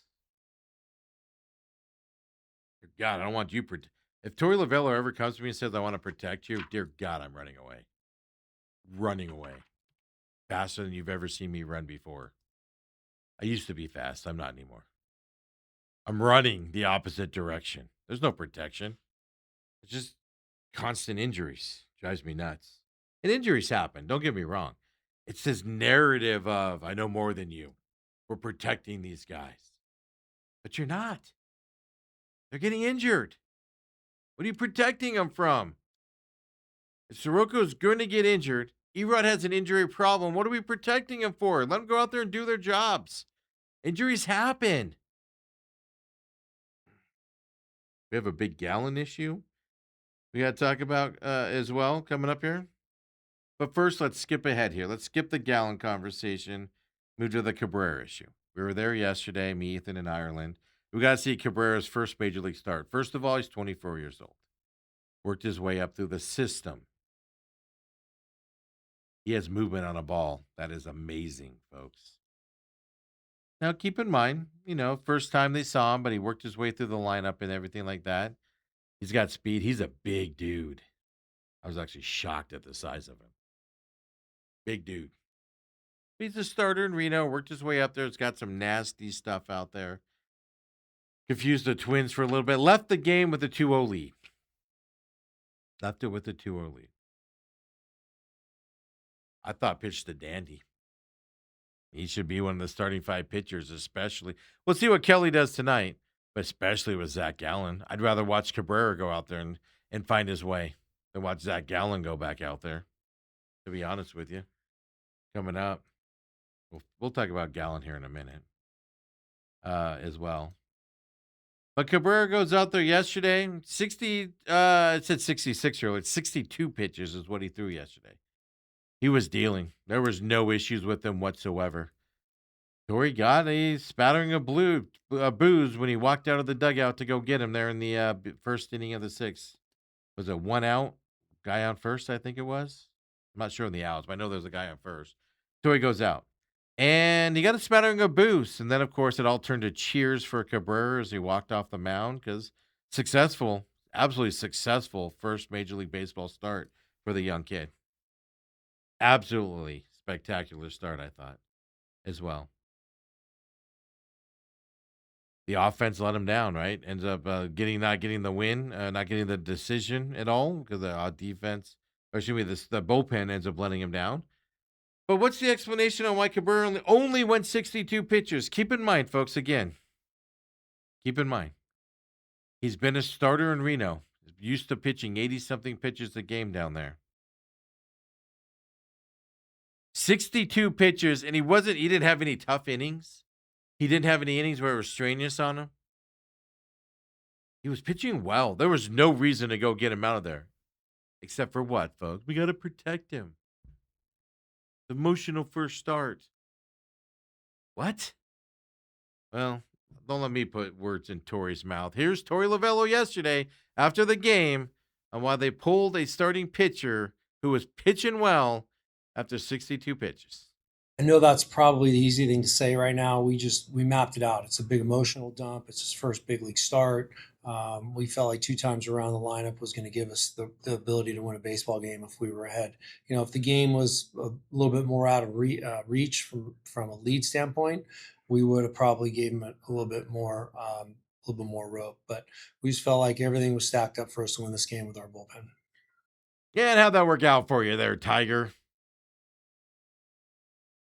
How'd that work out for you? I don't know. Leave the young kid in there who is stretched out to pitch 80-something pitches at least, who's pitching well. Why don't we leave him out there and see what he can do in his first Major League Baseball? It's not like he just loaded the bases and was struggling. Oh, it's his first Major League Baseball start. We got to protect him. It's no different from Moreno, right? Plays Friday night, misses Saturday on his T-shirt night because we got to protect the player. We got to protect Sirocco and Lawler. We got to protect them. All they do is get hurt anyway. Disappointing. This whole mentality of, I said it last year a lot. I'm going to bring it back now. Torey Lovello refuses to let his players be great. Sure, Cabrera could have given up, could have tired out. Cabrera could have struggled and lost the lead himself. Absolutely, that could have happened. But you know what else could have happened? Cabrera could have gone out there and kept dealing and kept it a 2-0 lead for another inning, maybe 2 more innings. Maybe Cabrera could have gone out there and done something spectacular on his first Major League Baseball start. Maybe he could have. But no, the Diamondbacks like to think the other way. Instead of thinking what could be, well, we can't have somebody go out there and have a great first outing. He's done a good enough outing. Let's go take him out now and have the bullpen blow it. Which I know is hindsight. I get it. Torrey, let your players be great. Let them. Stop hampering your players because you're afraid of injuries. Because you're afraid of what'll happen. Torrey is afraid of stuff and he reacts and manages that way. Let your players be great. That's all you got to say, man. And it's not just Torrey. Let's be fair about this. It's not just Torrey. It's an organizational problem. Half-assing it. Slump of bats again. Dear God. They had two guys on base in the first 2 innings and can't get them in. Marte, fantastic hit in the gap to score the 2 runs early in that game. Just stop. Stop assuming something bad's always going to happen. It's depressing. Let him be great. Let your players be great. You left Gallen out there on Friday night for however many innings when he was sucking, and you left him out there. You got to take Cabrera out, who's dealing at 62 pitches? What? Wasn't Friday night. When did Gallen go? Saturday. Excuse me, Saturday. Friday night was Soroko's injury. You went through 8 pitchers on Friday night because of Soroko's injury. You get blown out in game 2 because you have to leave Gallen in there, and then you bring Diaz in, who gets lit up because you left Gallen out there for too long. So he comes in bases loaded and gets lit up. Big there, 16-8 loss. You have Vargas pitching on Saturday because you don't want to extend the bullpen, right? Because you had 8 pitchers on Friday. You leave Gallen out there too long on Saturday because you don't care about Gallen's arm because you know you're about to DFA him. So you don't care about his arm. You can blow his arm out. Who cares?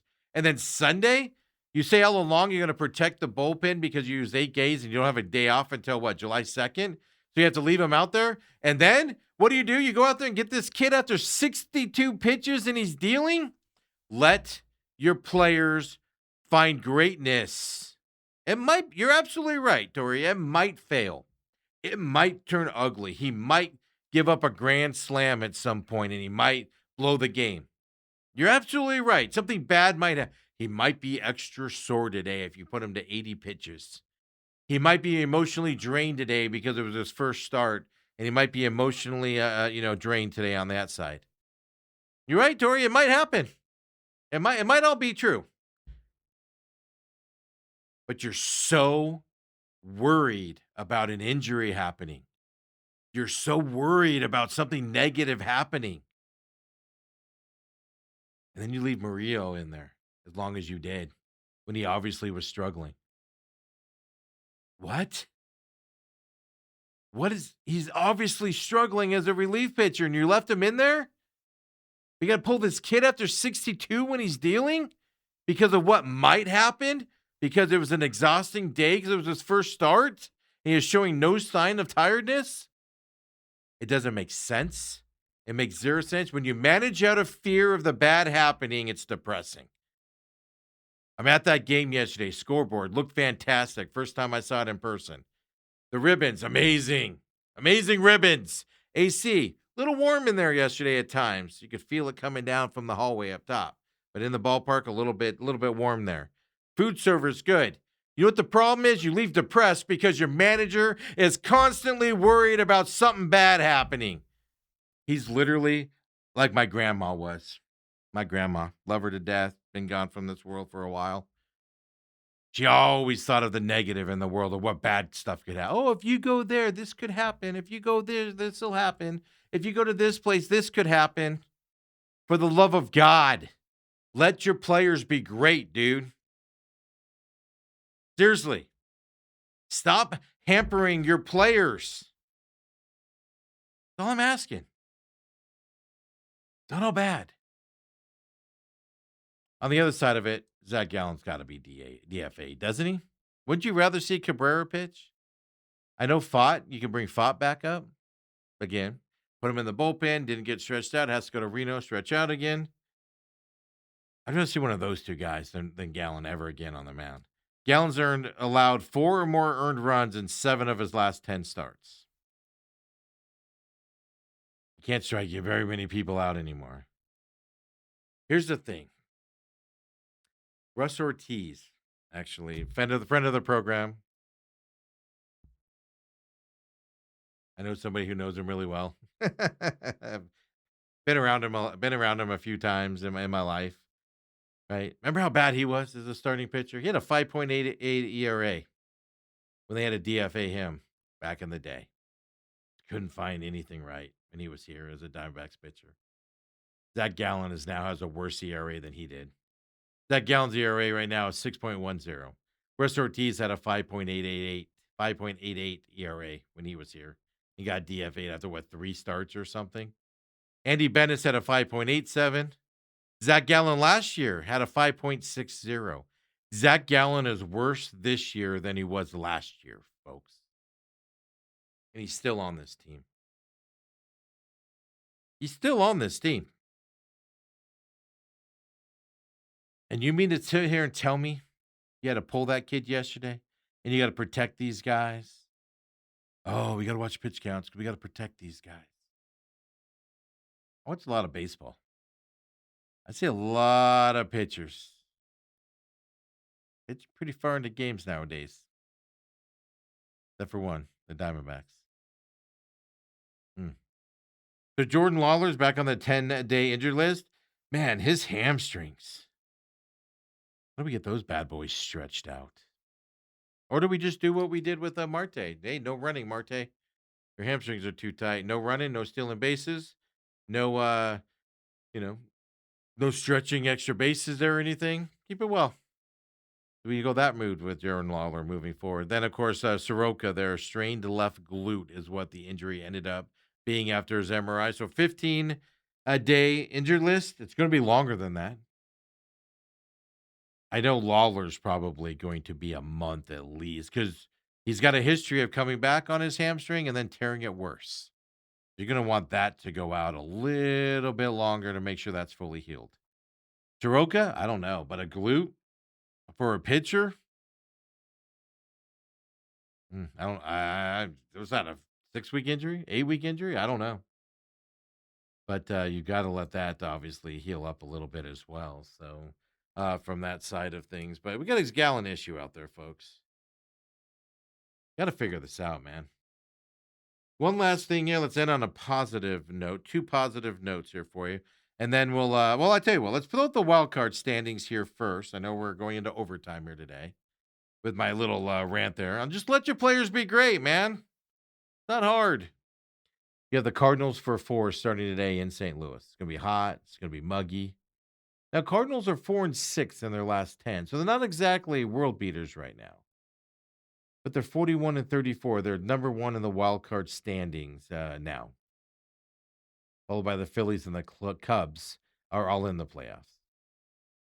Padres, Marlins, Nationals are all ahead of your Arizona Diamondbacks, who are now 1 game above 500. Again, 500 team. 5-5 in the last 10. Every number you look at for the Diamondbacks tells you they're about a 500 team, no matter what statistic you look at. The only one they're not a 500 team is games won above 500. Teams above 500. That's not even close to being a 500 record. That's well below it. This St. Louis Cardinals game, I know there's tons of baseball still to play. This Cardinals series is a big one. You got to split this series at least. Kelly's on the mound tonight. Because if you don't split this series, you go 1-3, 0-4, you get swept in this series, or 1-3. Look at the teams that are moving above you. I know there's a ton of baseball left to play, but it's also the psyche of the team. This is not the St. Louis series. I've seen some people say this is a must-win series moving forward. I've seen some people say that. This isn't the must-win series. You can still rebound if you have a bad one here. It's just you're making it harder on yourself. But I'm worried more about the psyche of the Diamondbacks in this series. If they have a bad series, I could see the negativity. I could see this team falter a little bit more with the depression that comes around this team because we're always worried about what bad thing might happen.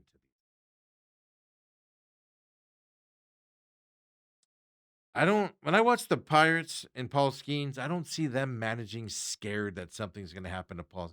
Paul Skeen, odds are going to need Tommy John sometime in his future. Odds are he's going to. Every power pitcher gets it at some point in their career, usually young. Odds are he's going to do it. But you don't see the Pirates being scared of pitching him out there. I don't get why we have to do that. But I don't think this St. Louis series is the one. They play him again in middle of July. That'll be the one that'll tell you playoff push or not. The next St. Louis series in middle of July. This one could kind of teeter him on that edge. But plenty of baseball to go. The next St. Louis series with the way the Cardinals are playing. You want to be a playoff team? These are the teams you have to beat. You have to play competitive with these teams. Diamondbacks have been quiet. Not be able to score runs and runners in scoring position. This is a huge series starting today. You can watch that. College World Series is on before that as well. 4 o'clock coming up here. We'll be back tomorrow, of course. We'll talk Diamondbacks tonight. Let's see what we see.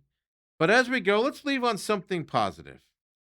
I know some people are going to find this negative. I realize that because it's an ex-Diamondbacks player. But man, do I miss Jake McCarthy. You missed it on Saturday, I believe this was. Paul Skeens is on the mound for the Pirates. Jake McCarthy comes up to bat first inning. First inning against Paul Skeens. Check out what Jake McCarthy does. Here we go. OPS, and that is lined to the gap. Get down, diving catch. Good. Let's go. All right, here we go. Come on, McCarthy could be inside the park. Let's go. It will be. These are out there. They got no shot. Inside the park. Home run. Jake McCarthy. That'll get you out of your chair. I love it. Woo! Look at that crowd losing their mind over there. Yes. The most exciting play in baseball. That's, This is why that's it's your so last dangerous place. for a Major field League to leave your Baseball feet. worst, As a Colorado center field- Rockies. Yeah, against Paul Skeens. That's fantastic. That was just smile moment. Watching him do that, it's a blast to watch that, man. So I wanted to leave on something positive. And I know some of you are going to be like, well, that's depressing. Let the next Diamondback player. I get that angle as well.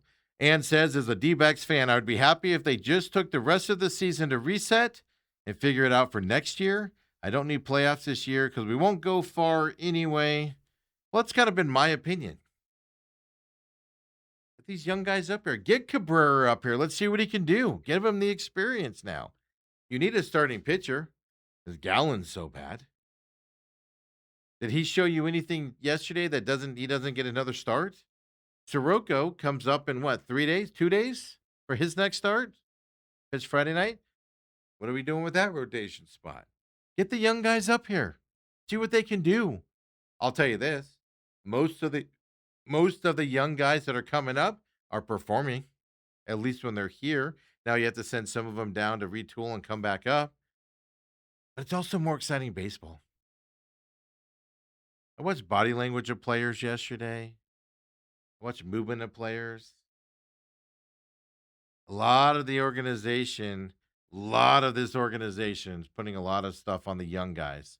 We're relying too much on the young guys, the veterans. The veterans aren't giving me I'm here to play hard vibes, man. They're just not. I was there yesterday. And says I miss him and his hair running bases. McCarthy. Yeah, that happened on Saturday. It's fantastic to watch in that first inning. The Rockies ended up doing decent again for Paul Skeens standards. Did decent there as well. So, hey, we'll be back tomorrow, of course. It's just Diamondbacks are what they are, man. I know people say it's negative and people are hoping they do well. I'll hope they do well. What are we protecting people from? Because we're still getting injured. That's like, hey, I'm protecting you from that snake bite. And then everybody gets a snake bite. What? What am I protecting you from? I can say it all I want, but if everybody ends up with a snake bite, am I really protecting them from a snake bite? I protect these guys from injuries, and they're all getting injured. I don't know what else to say. We'll see you tomorrow, of course, 8 o'clock. Come and join me. Chris Cooper is scheduled to join us tomorrow on Tuesday, of course. Then McCollum on Business at 7 o'clock. See you then, everybody. Have a great Monday night.